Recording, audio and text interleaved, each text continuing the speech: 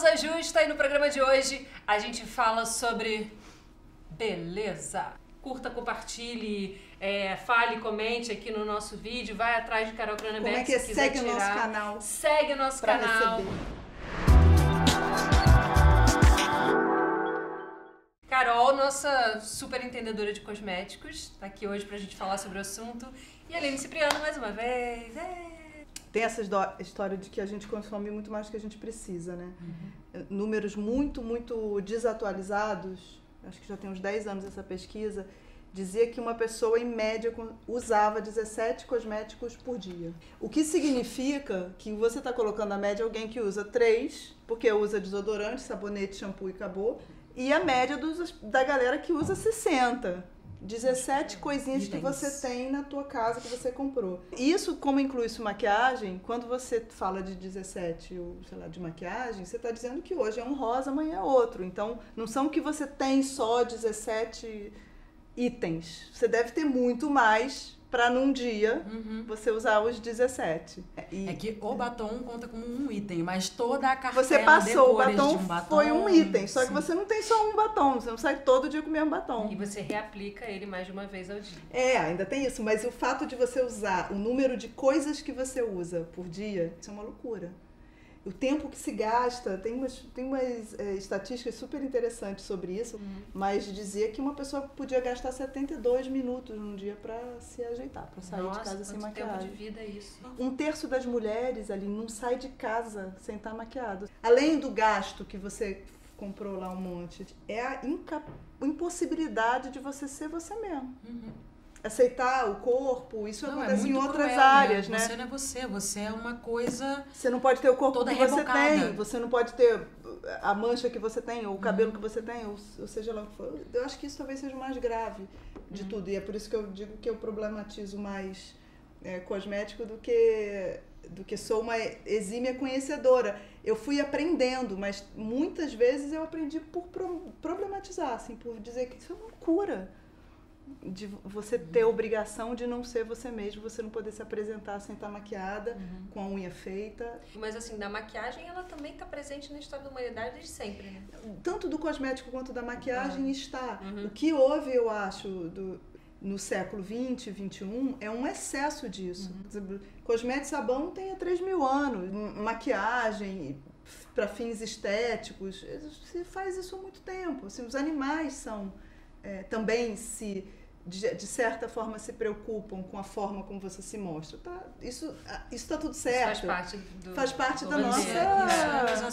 O problema é o exacerbado, né? O problema é isso virou... Que mexe na autoestima. Quando começa a mexer na autoestima, começa a mexer, né, no psicológico, ainda mais quando tu fala de criança, né? E mulheres massacradas, que você tem aquele ideal de beleza... e que você não consegue sair de casa sem estar aparentando aquele ideal, né? Você quer ver um outro dado maluco também? Assim, o mundo inteiro entrou numa crise em 2008, né? E a única indústria que não se abalou foi a indústria cosmética. E ela continua inabalável em crises. Tem uma outra pesquisa que mostra, que é super interessante essa pesquisa, que mostra que justamente nas crises é a hora que a indústria cosmética mais... Quando você está deprimido, crises inclusive individuais, assim, pessoas que estão mais deprimidas, pessoas que estão mais tristes, tendem a comprar muito mais. Comprar, não necessariamente usar, para você mascarar. Usar também, mas assim, é para mascarar o que está por dentro, é uma casca.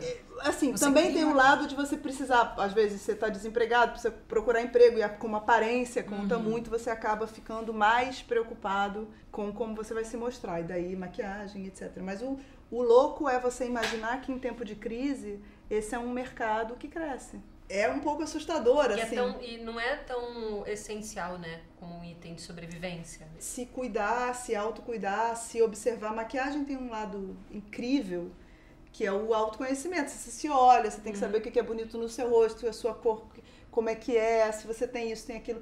É muito legal brincar com isso. E as possibilidades também, né? De botar uma cor aqui, outra ali, vez ou outra. Animado, um dia você tá mais dark. Isso é incrível. O que extrapola é você pensar que você vai colocar isso na frente, por exemplo, de coisas mais essenciais, que eu acho que é aí que vem a questão. Como a saúde, por exemplo. Como porque a saúde. gente começa a usar um bando de cosmético que a gente não sabe o que está passando no rosto.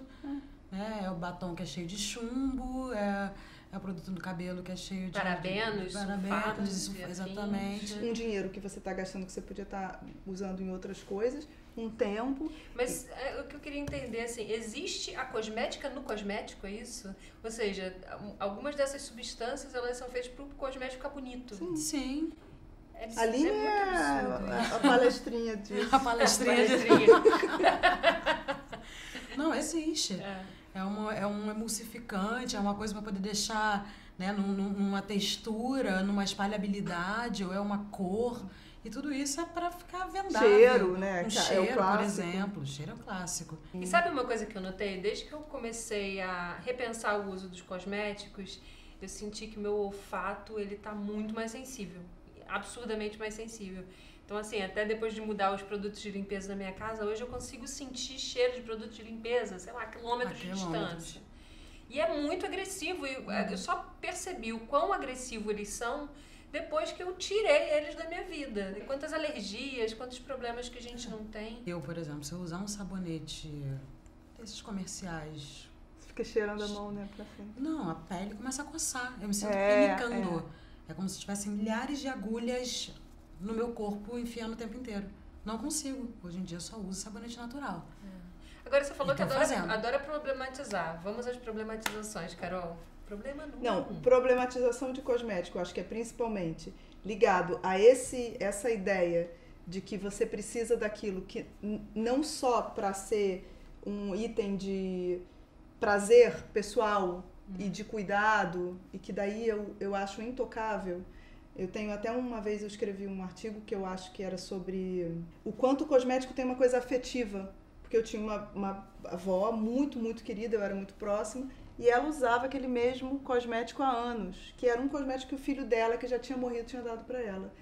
Eu já achava aquele que ela comprava muito ruim, e eu jamais toquei no fato, eu morava fora, eu trazia para ela toda vez que eu vinha aquele cosmético, que era caro, não achava nem tão bom. Tem uma coisa afetiva, de cuidado, a pele dela era bonita, então ela achava que a pele dela era bonita só por causa daquele. E aí tem uma história engraçada que eu cheguei uma vez para comprar, fui lá pedir na loja e a mulher me perguntou assim, que idade tem sua avó? Aí eu, naquela época, ela tinha 80 e pouco, eu falei, 80 e pouco. Aí a moça, não, mas esse daqui é um cosmético para 60 anos. E ela tem que usar esse outro, que era mais brilhante, mais caro, mais incrível.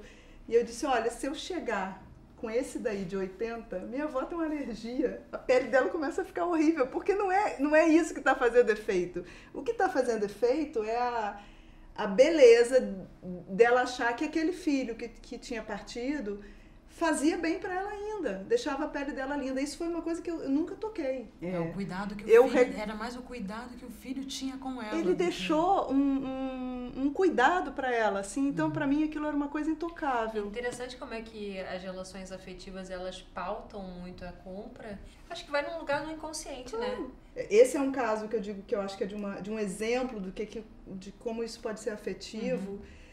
O outro caso é você não conseguir se relacionar com as pessoas ou se sentir inferior por conta de pequenos traços e coisas que são suas e você devia ser assim ou assado fisicamente. Então, acho que eu estou falando de uma coisa afetiva de um lado que eu acho muito bonito e que eu queria preservar, mas tem o outro que a indústria brinca muito, que é esse lado dessa perversão de dizer, olha, tudo em você está errado. E isso afeta relações, isso afeta a nossa maneira de estar no mundo. Isso afeta a nossa forma de lidar. Se você não se achar bonita o suficiente, não se achar atraente o suficiente, isso pode ser ruim para sua vida. Eu quando eu trabalhava na TV, eu me lembro que eu ficava muito questionando isso. Assim, tinha colegas, homens e mulheres, trabalhando na frente das câmeras, né? Os homens não tinham tempo ruim, tava tudo bem, uma ruga, uma barriga, tudo certo, assim. Agora, pra gente é um peso ver amigas virarem mães e deixarem de estar na frente das câmeras porque ganharam um pouquinho mais de peso ou porque envelheceram. Então, é muito cruel pra mulher, né? Eu recomendo. a leitura desse livro. Diga lá. O Mito da Beleza é um livro clássico, ele é de 91, eu acho, a primeira edição. Mas ele foi relançado. Eu não estou ganhando nada para fazer isso, mas esse livro é fundamental para a gente pensar sobre isso. Se você está bem, você se cuidar, é tudo ótimo. Aonde passa desse limite que não é mais de cuidado, que é de imposição, e que toma um lugar muito grande, muito cruel na vida, aí eu acho que tem que ficar. Cada vez tem mais cosmético para mais coisa, que antes você nem sabia que precisava, agora você precisa. Se não tiver, vai morrer, né? Como é que você vê hoje o mercado de quem quer trabalhar contra essa lógica? Quando eu estava começando, que não tinha muita gente, parecia uma coisa muito esquisita e meio alternativa demais, quando eu falava que eu fazia todos os meus itens de higiene e beleza. Agora eu acho que é muito comum. Eu acho que é uma coisa que cresceu demais e acho que tem até, inclusive, da própria indústria um olhar assim de vamos ver o que está acontecendo nesse lugar, com essas pessoas, porque tem muita gente, muito mais gente fazendo.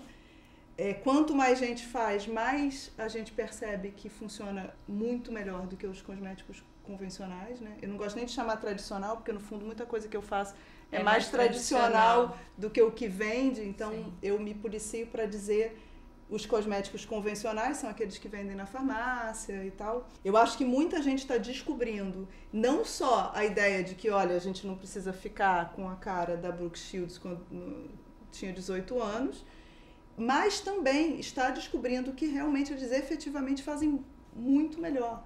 Essa história de low poo, para quem não sabe, usar menos sabonete, shampoo no cabelo para tirar menos a oleosidade. Que dá para explicar. Low poo é menos, né? Menos shampoo e pode ser no poo, é completamente zero. Tá, isso tem que explicar. Só para dar uma explicada, um certo momento uma amiga me manda uma foto de uma coleçãozinha de no poo e low poo de uma marca que eu já nem lembro mais, assim, com 7 produtos. Justamente, no poo é a diminuição do número de coisas. Do número de itens e aí tinha uma linha inteira de cosméticos no poo, low poo. Mas, gente, bom, a gente só dividiu um pouquinho com vocês esse universo maravilhoso da cosmetologia natural e tem muito mais coisa pra saber. Por hoje é só.